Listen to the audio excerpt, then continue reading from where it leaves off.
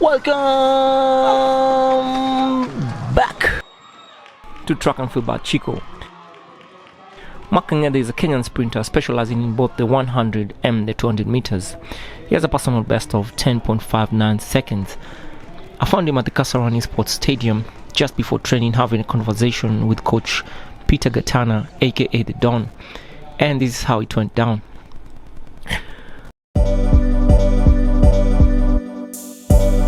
So, in Kapsabet High, right? Kabarak High School. Yeah. Kabarak is known as an academic giant. Giant. Yeah. A giant. A giant. Why were you running in that school, and how did you get to that school? Were you running before getting there, or when did you start running? For me, I never had an idea about track. If anything, the balls I never had an idea about them. I was just playing football, and I happened to get good grades to go to Kabarak. So yeah, so once I got there, I met some guy called Raymond. Yeah, and then he's the one who inspired me to start track, and since then I haven't looked back. So yeah, And so I now didn't go there thinking I can run. It just happened to come along the way. So, and what triggered that? So Raymond was 2 years ahead of me in high school. So he went to the nationals. After that, he went for the World Youth Games in the US. So like, if this guy can still do it in high school, and Raymond I think Kibet. yeah. So and I knew I was fast, but I didn't know how fast I was. So I think it was an easy pick for me. Yeah. So yeah, I just decided to start doing track, and here I am out here, and this happened. And why Strat? First strat, they came calling. Once I Were they the only ones who called? no, I was actually got a letter from Kenyatta University, but what they offered me is not something I wanted to do. Yeah, so Strathmore is where I sought stability, and they also offered me a scholarship, so it was an easy pick for me. What do you mean when you say stability?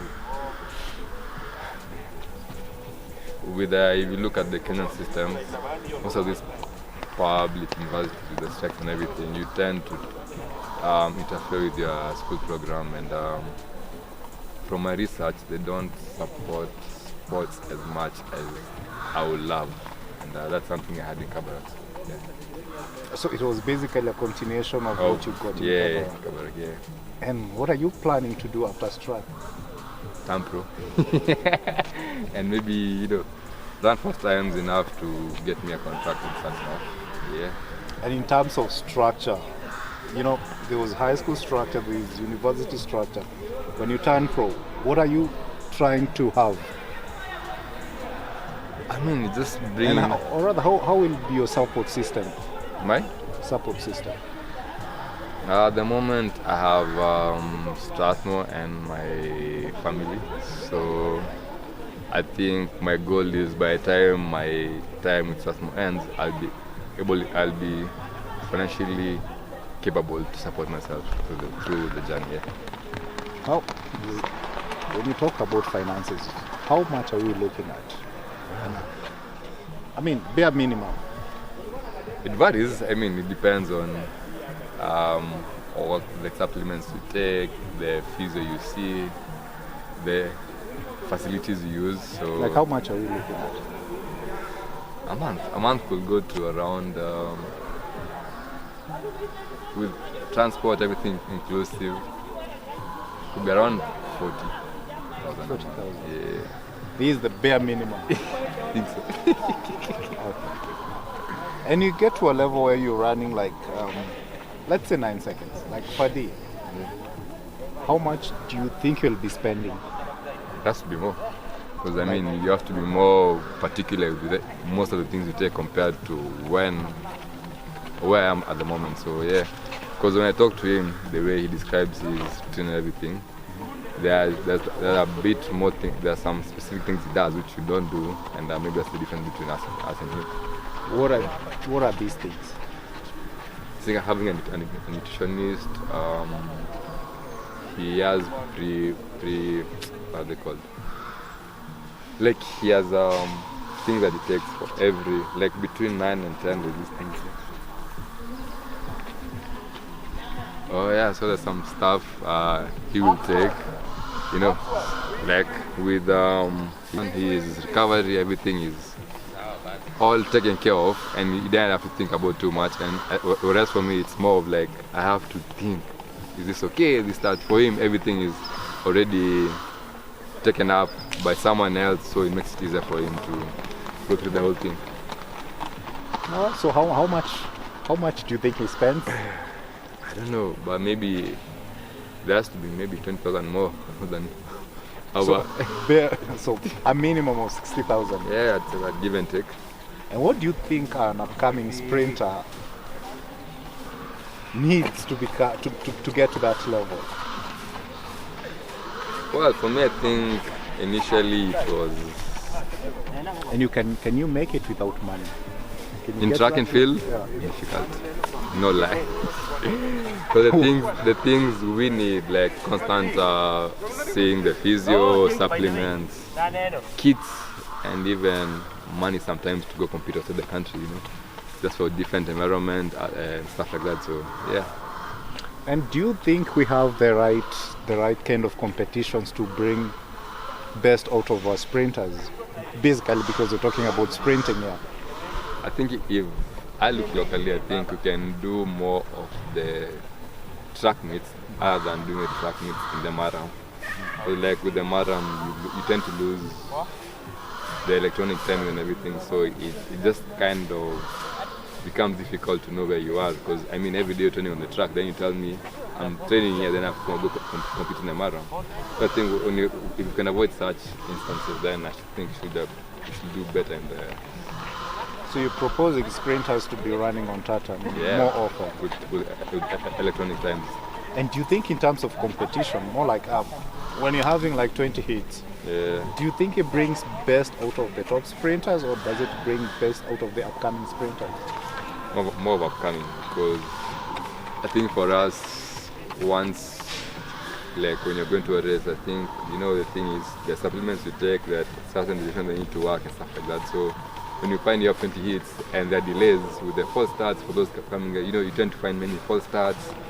There's some confusion and stuff like that. So by the time you're going to run yourself, maybe a supplement is long overdue or such stuff. So I think it brings out more of the upcoming sprinters. That's very, very frustrating. What else frustrates you during the meets? I think the delay in the program, or if there are no events, they tend to rush the program.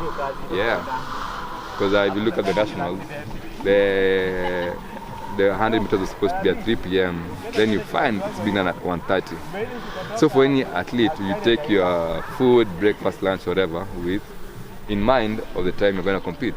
So you know by 2 p.m. my food will be digested, and now by the time it's 3 p.m. I'm good to go. Then you find yourself having to rush now everything just because the program is behind. And what do you think when your race is supposed to start from, let's say 11? Yeah. They're waiting for the VIPs to come. Mm-hmm. VIPs come late. They call you to the call room by 11. Then you wait for 1 hour for the VIPs to come. And then you run without a proper warm-up. What do you think about that? I think it's just more unfair to the athletes, because I mean, at the end of the day, if you come in to watch me an athlete and I'm working to reduce time and you can't keep time, it just shows your lack of interest in sport. So I think it's more of the outside party to take more care of us who are running, because I mean, we are the prize at that moment. You've come to watch us, so you need to do things to favor us for us to give you a show. Yeah. So basically, what you're saying is people, the VIPs, they need to understand that things have to be done in time. Yeah, because we are working to reduce microseconds.